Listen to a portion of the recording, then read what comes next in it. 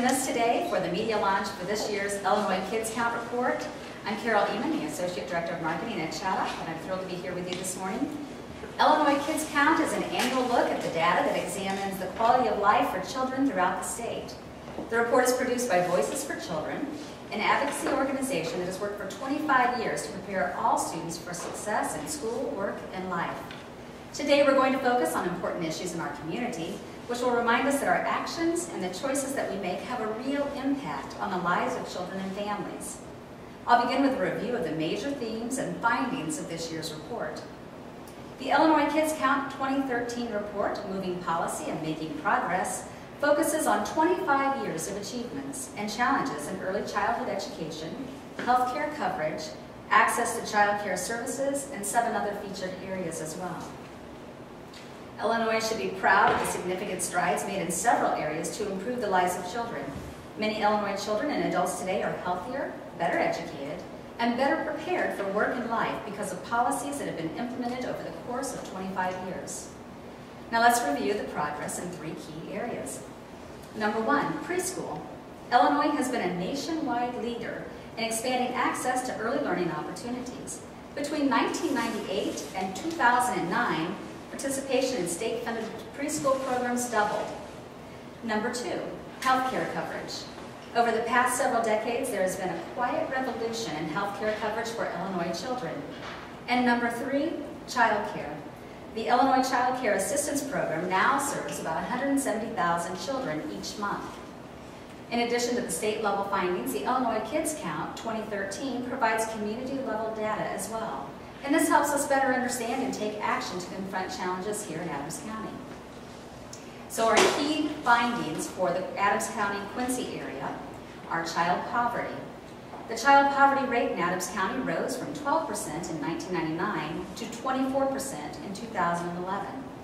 Over the same period of time, the statewide child poverty rate increased from 14% to 20%. And we do have a chart that will actually give you a visual of what those trends are, whether they're trending upward or whether they're trending downward. Family income. Between 1999 and 2011, median income for families with children adjusted for inflation declined by 14% in Adams County compared with 12% statewide. Medical assistance. Between 2005 and 2011, children's enrollment in Medicaid and related programs in Adams County increased by 38% compared with 45% statewide. Preschool. Between 2009 and 2012, the number of state-funded preschool program slots in Adams County actually declined 37% compared with 12% statewide. Low-income student enrollment. In the school year of 2011 to 2012, low-income student enrollment was 53% in Quincy School District compared with 49% statewide. And the great thing is that our graduation rate has remained pretty consistent at 86% compared with an 82% statewide. With substitute and foster care, in 2011, the number of children in substitute care or foster care in Adams County reached its highest level since 1998. However, we are pleased to report that as of 2012, there is a downward trend, and in fact, we saw a 65% fewer children enter foster care in 2012. With child abuse and neglect, during 2009 to 2011, the average rate of child abuse and neglect in Adams County was 16.6 per 1,000 children, compared to the statewide rate of 8.3 for 1,000 children. Now I'd like to introduce our guest speakers who will expand on some of these issues. First, we have John Roope, who is the Director of Early Child Mental Health for Chaddock and Caregiver Connections. So John, what's your name? Well, here. Nope. Thank you. Good morning. I'm a high-five fanatic. Anytime I get around kids, I love to high-five them. Charts like this, they're useful to me, but high-fives are more useful to me. When I looked at this 24% poverty rate for the kids in Adams County, I realized that when I go into a school and I high-five every kid I see going down the hall, if I high-five 2 kids, just 2, I have statistically high-fived a kid that comes from a low-income family. If I high-five 4 kids, statistically I have high-fived at least 1 kid that comes not from low income, but from poverty. And poverty is the #1 factor impacting the future success of the kids that we're trying to raise, of the kids that we're sending into schools, of the kids that we work with every day. So we do a lot of things to try and fix that. I'm going to switch from poverty right now to the preschool concept. And one of the things that we do, Illinois has been a leader in, and it's a hard thing to do. Illinois in 2006 became the first state in the nation that established a universal preschool system for all 3- and 4-year-olds, which is wonderful. But as you all know, the economy has kind of tanked in the last few years. So while we established it, we never implemented it because the funding has been held back. In fact, our access to preschool has declined since we became the first state in the union to establish preschool. Funding something like preschool is very, very hard. And it makes it difficult for us to do it. But all of the data indicates this. Universal preschool education, early childhood education for our young kids accomplishes so much that there's a $7 return on every dollar we put into that early childhood education.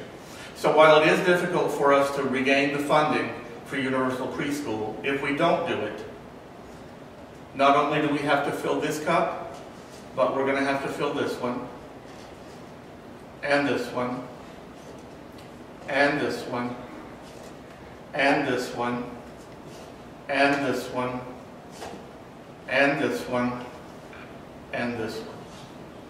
So with that said, we have wonderful things going on. I think Illinois can continue to be a leader in all of this, but this report that's coming out today is about policy decisions. So I hope the policy decisions that we make have all this coming back to us instead of all of this ahead of us to fund. Carol?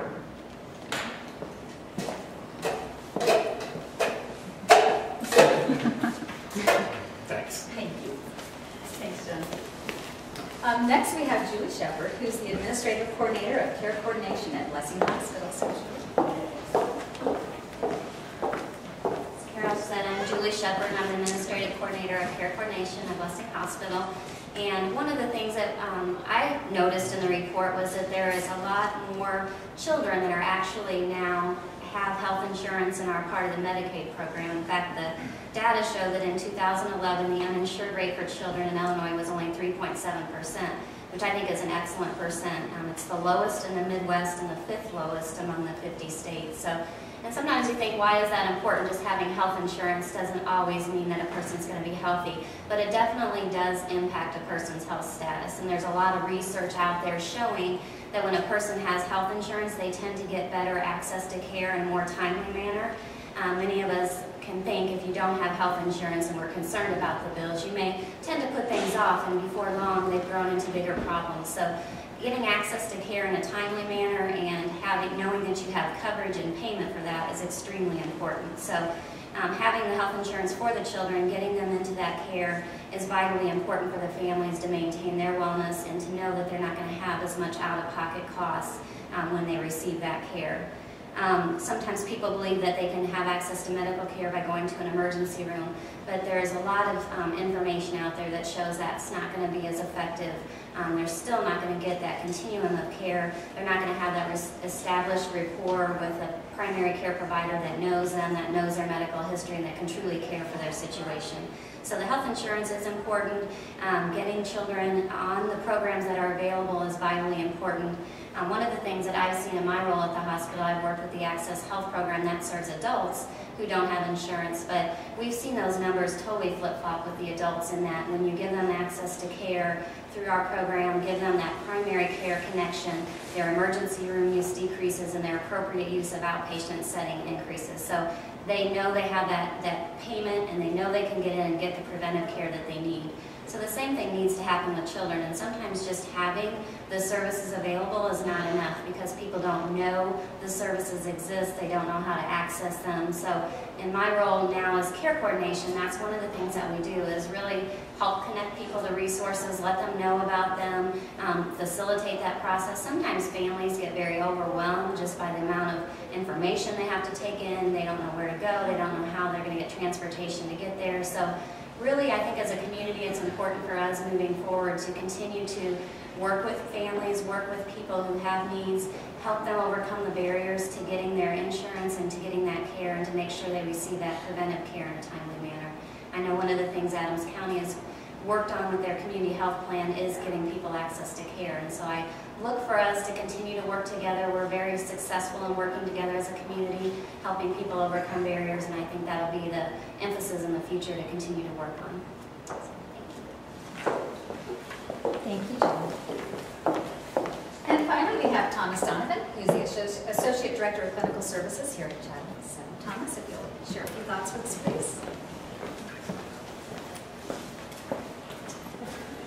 Well, I just wanted to talk briefly about one or two of the statistics that were presented, and obviously we're very excited about seeing a decrease in the number of children who are entered into substitute care, and that's tremendous from the perspective of the work that we do, and we see that as an effort by DCFS, who's focused on reducing that number, and they've done a very nice job. One of the things that I want to speak to you about this morning is about the average rate of child abuse and neglect in Adams County. We don't know all the details of why exactly we have almost double the rate of child abuse and neglect in our county, but I do believe that it's probably very much linked to the substance abuse, particularly meth use in our area, in our communities, which has far-reaching impacts for our kids. I wanted to speak to you just a little bit about child abuse and neglect, because that's what our passion, our heart and soul is about, is serving these kids. And just some of the things for us to keep in mind as we're working with kids in our community, which have been so affected by abuse and neglect. As we know, abuse and neglect occurs more frequently than we ever thought it would. The statistics would state that when we're talking about sexual abuse, that 1 in 4 girls will be sexually abused before the age of 18, and 1 in 6 boys will be sexually abused before the age of 18.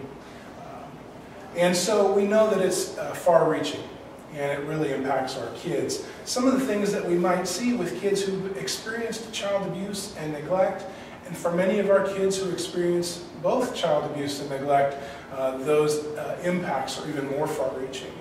We're seeing impacts on their ability to form relationships and attachments with caregivers. What we know is that close relationships are the basis for trust. Close relationships are the beginnings of how we learn to regulate our emotions and how we learn to interact with others. That's the template. And so we know when that happens that those things are impacted. We know that kids who have experienced neglect and child abuse struggle with emotional responses, learning to regulate those emotions. So we see them oftentimes as impulsive and maybe even hyperactive. Sometimes they get misdiagnosed with something like attention deficit hyperactivity disorder. We know that child abuse and neglect impacts brain development and physical development. We know that having children live in an environment where chronic stress is occurring impacts their emotional development as well. We see a lot of difficulty with attention and focus, and again, I may mention before about how that can sometimes look like attention deficit disorder or hyperactivity. So we see these symptoms pop up in our school settings, and so we see behavior issues in the home, but also in the school setting. A lot of our kids who experience neglect and abuse have difficulty with cognition, so they have struggles with being able to stay focused, to pay attention, to stay in that cortical functioning where a lot of our higher order functioning takes place, prioritizing, figuring out what you're going to do next, being able to make lists and follow those. A lot of those things that our kids are expected to do. And I think finally I want to end with the impact on self-concept, self-view, and the future. As I mentioned earlier, the ability to have close connection with caregivers impacts the way that we see ourselves and the world around us, authority figures. It impacts how we view our future. It impacts if we're going to feel like we have a secure future or a future that's worth investing in. And so it's very far-reaching. It impacts our kids. It warrants our attention, and we want to provide the best to the kids that we serve. And so that takes me to how do we respond? I think we need to be aware of the signs of child abuse and neglect. So as people who interact with kids, we need to know what that looks like. If you suspect child abuse and neglect, you want to report that. You want to make sure that that's taken care of. You can do that by calling 1-800-25-ABUSE. If you're a caregiver and you're concerned about providing quality care to your own child, if you're struggling with, feeling like maybe I'm on the edge of that myself, then finding support and seeking support is critically important. If you have experienced child abuse or neglect, or your child has experienced that, then seeking support from a qualified trauma-informed professional when appropriate can be very, very helpful. So those are some of the things that I want us to be aware of as we look at these statistics, and we know that our community has been impacted by these numbers. Thank you. Thank you, Thomas. Okay, well certainly we thank you also very much for coming. I do have copies of the policy report, moving policy and making progress, if you'd like to take one of those with you as well. Also, I encourage you to log on to the website at Voices for Children. I think there's a place where you can register for updates so that you are always in the know of what's going on in the state with the health and well-being of our children and families within the state of Illinois. So thank you all for coming.